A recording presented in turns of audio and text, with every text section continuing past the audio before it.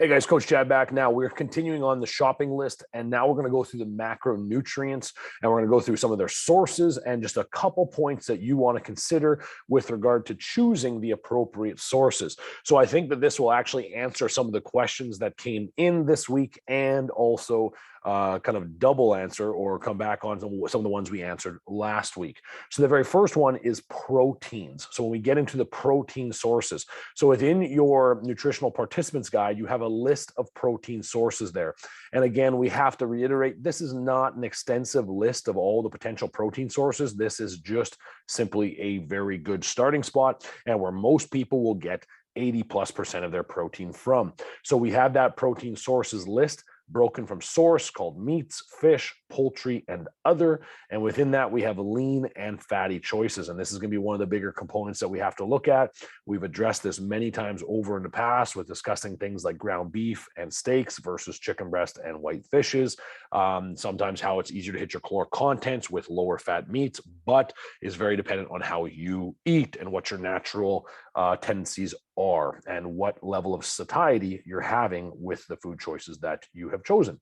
So inside here, you guys can take a peruse of this and look at all the different variations of choices in there. The next step is looking at animal versus plant sources.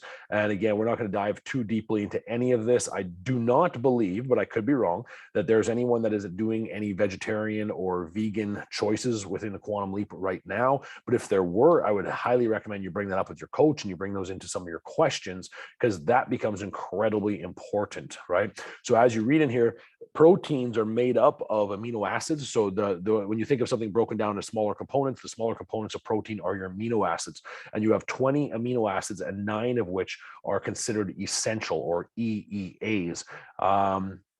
And these are the ones that you need to get from food sources. So your body requires them, and you need to get it from food. You cannot convert it within the body like you can others or transfer it. You have to get it from your food sources. Now, if you're an animal protein eater, or that's where you get your sources of protein from, you do not have to worry about this, because your essential amino acids will be taken care of, because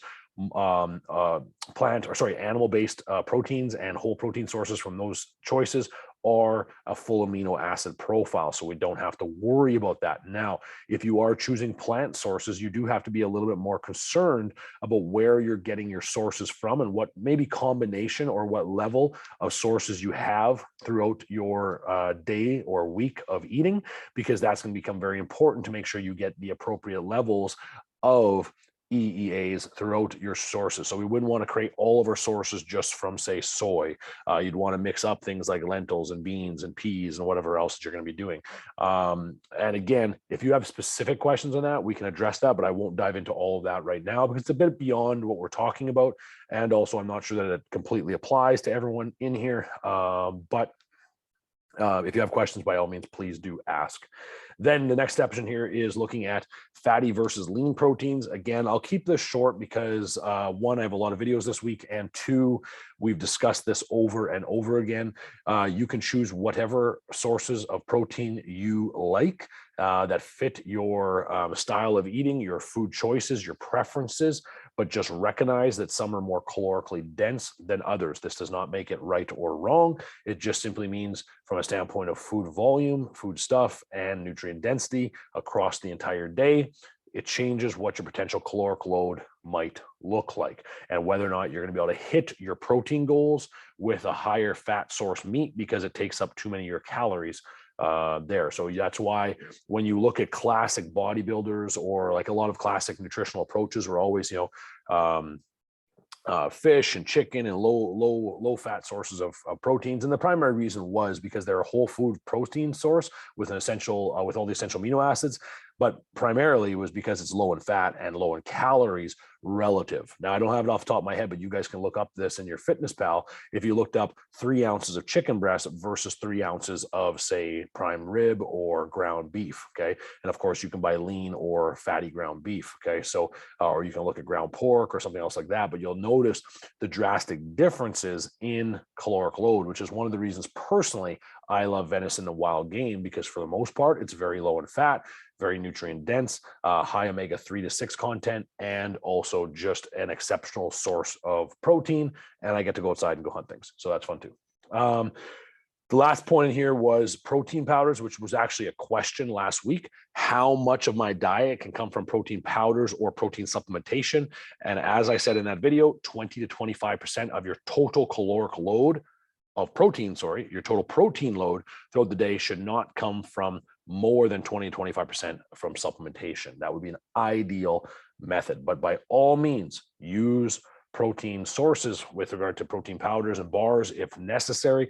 For many people, it's a requirement to try and get the appropriate levels of protein in throughout the day. So it's not something to be fearful of. You just want to make sure you monitor your levels that you're taking in, okay, and making sure that you're not having any intolerances, which a lot of people do.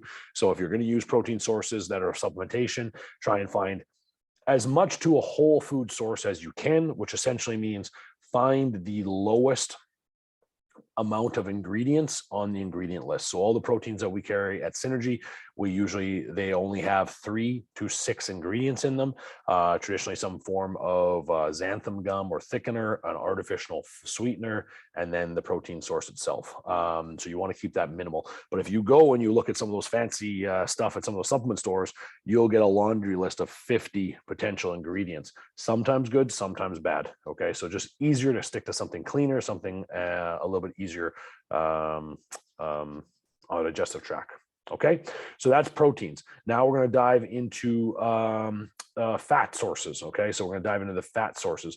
And inside here, you break down fats into all their different component groups, which are going to be saturated fats, monounsaturated fats, polyunsaturated fats, which you will see noted as SFAs, saturated fatty acids, PUFAs, polyunsaturated fatty acids, MUFAs, monounsaturated fatty acids. And of course, there is another one, which is trans fatty acids, which is a man-made fat that we really want to stay away from and avoid because it causes all kinds of health concerns.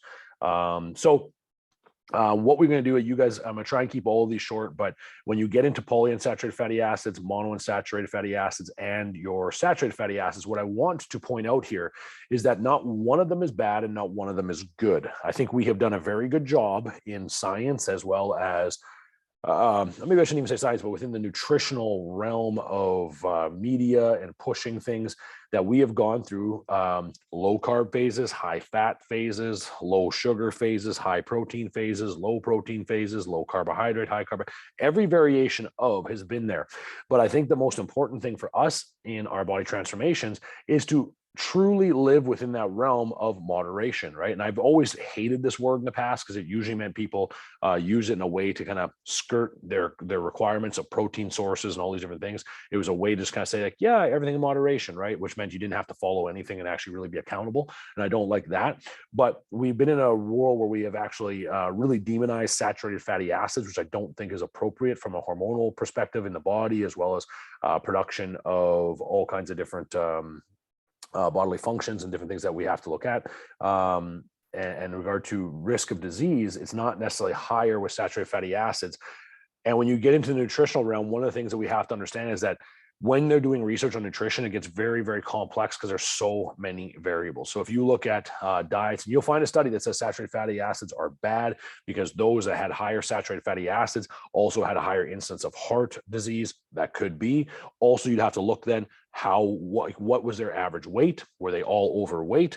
What was their average carbohydrate and fat content relative? What was the ratios? All these things matter. And when it comes right down to it with regard to what percentage of these fats you can have, I don't think it's important we get into those kinds of questions because one, I don't think there's an appropriate answer. I don't think we actually know.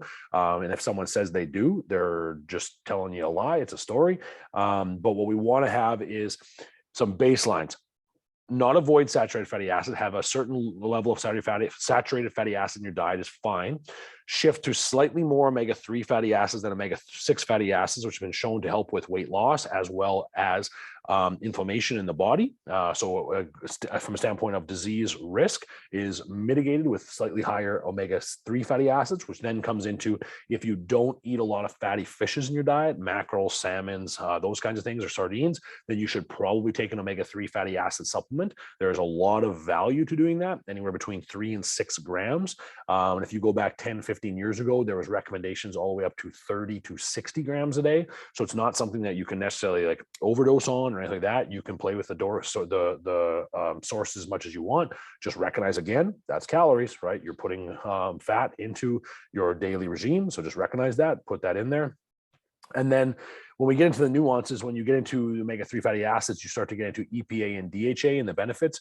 EPA has definitely been found to be really great from a cognitive function as well as a anti-inflammation perspective, whereas DHA has been really good on research perspectives of depression, mental clarity and different things like that, and dealing with any kind of mental disorders or disorders of the mind have been found to be very, very beneficial.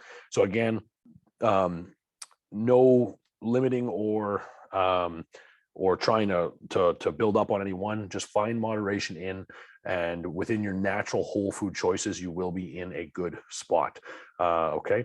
Now, the last one is trans fatty acids. This one should simply just be avoided and minimized in your diet as much as possible. These are all meaning you're coming from processed foods. So if you're living on whole foods, you don't have to worry about this because you're not going to touch it. But if you start getting into things like margarines rather than butters and a bunch of processed food, you're going to find that there's a potential for trans fatty acids, which is getting lower and lower in dietary choices solely because the government has required a lot of awareness around that and a lot of labels and things like that. So more and more companies are choosing not to use it, which is great. But again, they have been shown to be all kinds of problems with regard to health. So we want to avoid those.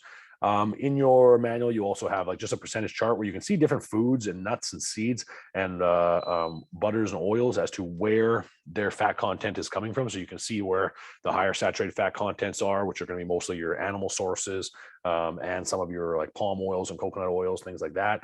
Then we get into there's different kinds of saturated fatty acids. Again, a little past what we're working on right now. Okay, so we're just going to leave that all there, and we're going to move on to carbohydrate sources now. Again, my very biggest thing when it comes to carbohydrates is we need to stop demonizing carbohydrates. Everyone assumes that carbohydrates make them fat. This is inappropriate. This is wrong. This makes no sense. Carbohydrates are a fantastic fuel source. But the most important thing is that we get them from the right places and we try and minimize the processing level that comes with them. So inside of your participants manual, the very first section is vegetables, starchy versus non-starchy. So you can think about the different loads of carbohydrates that comes with each one. So a non-starchy vegetable would be like leafy greens and things like that, whereas your starchy vegetables would be potatoes, sweet potatoes, pastas, breads, all that kind of stuff, grains, which are going to be a much higher caloric load, and depending on their processing level, probably a lower nutrient density as well. So you're going to want to stick to mostly non-starchy vegetables if possible, but that doesn't mean elimination of anything in your diet. Then you get into fruits, natural versus refined sugars. And again, these are the classic examples. People get caught up in all the nuances, right? So they'll say, well, I can't eat fruit because it has a higher fructose level, and fructose is digested differently than glucose. Stop worrying about such things. These are completely non-important right now. And if you think of a simpler sugar being in a fruit than something like a vegetable, you're correct. They're higher in sugars.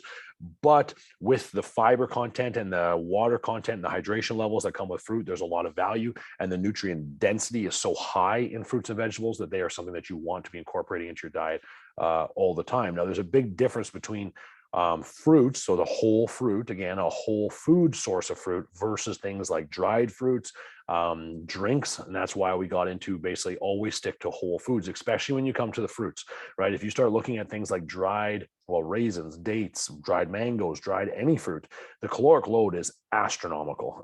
You can eat quite a bit of it. So that's where trail mix and things like that are really tough choices on a caloric deficit because they're so calorically dense. They're meant for being very lightweight and very high calorie. So when you're out, in wilderness for a week or something, that you have lots of nutrients, but you don't have to carry a lot of actual weight or food. So it worked well there. But if you think about just with regard to nutrient or with a caloric deficit, this would be the exact opposite of what you're looking for. So be cautious of some of those things. Then you get into things like orange juice versus an actual orange. You are basically removing all of the fiber, keeping all of the sugar, and getting rid of some of the nutrients, not all, but some of the nutrients from the whole food source, which makes no sense. Okay. And then you would drink maybe a cup or 2 cups of orange juice which equals out to maybe 2 or 3 actual oranges. So your caloric load goes up as well. So your choices of your fruits is very important. Stay away from fruit juices, stay away from any of those kinds of things, and stick with just whole food sources as best you can for the best water content, fiber content, and nutrient density. Okay. Then we get into whole grains versus refined grains. We've talked about this over and over ad nauseum now about the processed portions of food versus non-processed. Same as my orange juice example, the more you process something, the less likely you're going to maintain fiber, nutrient density, satiety that comes with that food. So we want to make sure that we're actually staying to our whole food sources. So again, with regard to starchy vegetables and whole grains, your best choices are going to be, rather than white breads or breads, would be things like oatmeal, quinoa, couscous, stuff like that. That's going to be a little bit more natural. We do get into this in some of the Q&A this week as well. You guys had some questions around appropriate sources of these, but to keep your fiber levels as high as possible, again, whole food and whole grain sources are going to be your best choice. And then we dive into a little bit with regard to fiber. And the only thing I'm going to say on fiber is that recommended, you would like to have somewhere between 15 grams per 1,000 calories of ingested food that you'd have with regard to fiber. So if I was taking in 3,000 calories, I'd want upwards of 45 grams of fiber in my diet. And the one thing I'll say with regard to tracking your food in MyFitnessPal, unless it doesn't have that, if it doesn't have that little blue check mark beside it, most people don't add fiber into their nutrient counts. So when you're putting food in, most people just put the proteins, the carbs, the fats. They do not put the fiber. So your fiber count at the end of the day may not be accurate. You do have to adjust that, or at least take a look at it. But I'll say this, if you are sticking to whole foods and you're not using a lot of processed foods, I would say 98% of the time your fiber is taken care of. Okay. It's not something you have to worry about. So I would just if you're sticking with your good food choices, you're fine. If you have a lot of processed foods, then you may actually have to look at different ways of getting more fiber into your diet. I wrote here 25 grams minimum per day for women, 40 for men, but it's all relative to the caloric loads as well. Okay. So that finishes up all of our food choices, our shopping list, and our macronutrient selection. So you guys, I'm sure this will spark a lot of questions, and I certainly hope it does. Put your questions in your progress trackers, and we can address to them next week in our review. So I hope that was helpful, guys, and please review your manuals for more details and information. Thank you very much.